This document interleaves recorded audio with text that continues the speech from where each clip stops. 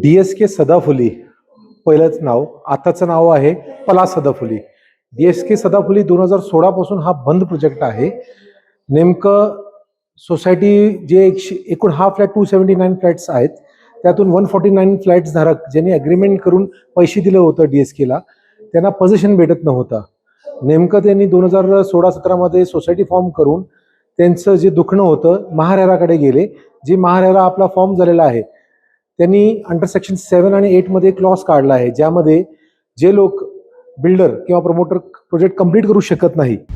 आता isakal.com आहे देशातील नंबर 1 ची मराठी न्यूज वेबसाईट. प्रत्येक अपडेटसाठी isakal.com ला नक्की भेट द्या. त्या सेक्शनच्या नियमाच्या आधारात चेंज ऑफ प्रमोटर किंवा डेव्हलपर होऊ शकतो. तर सोसायटीनी जे फ्लॅट धारक होते 149 फ्लॅट्स धारक ज्यांनी अग्रीमेंट केलं होतं ते पुढं आलं एकत्र करून सोसायटी फॉर्म. DSKने हा प्रोजेक्ट अर्थात त्यांच्या काही कारणामुळे फायनान्शियल त्यांच्या क्रायसिसमुळे त्यांना जेलबंदी झाल्यामुळे हा प्रोजेक्ट रखडलेला होता.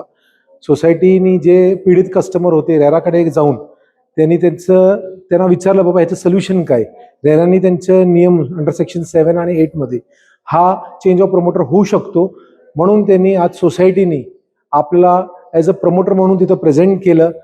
टाटा कॅपिटल ज्याच्यावरती लोन होतं याच्यावरती 25 कोटीचं, त्यांनी 7 कोटी 32 लाखात हा सेटल केलं वन टाइम सेटलमेंटचं.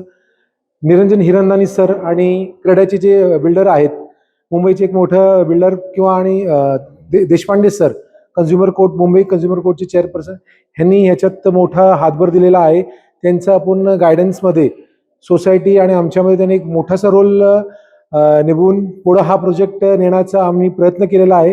हा प्रोजेक्ट आम्ही सगळ्यांचं मिळून हा प्रोजेक्ट राबवण्याचा आम्ही प्रयत्न त्याच यशस्वी आम्ही झालेलो आहे. रेरांनी आम्हाला ही संधी दिली, पण हा संधी देताना आम्हाला जे प्रॉब्लेम्स आलेत ते आम्ही problems one by one solve करत करत एक फायनल कन्क्लुजनवरती आलो. ज्या कन्क्लुजनमध्ये कन्सेंट डीड आमचं झालं.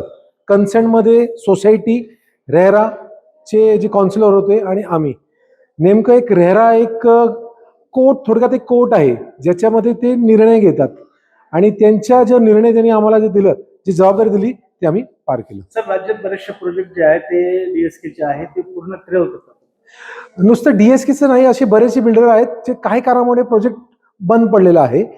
आम्ही प्रत्येक प्रोजेक्ट तर आम्ही करू शकत नाही.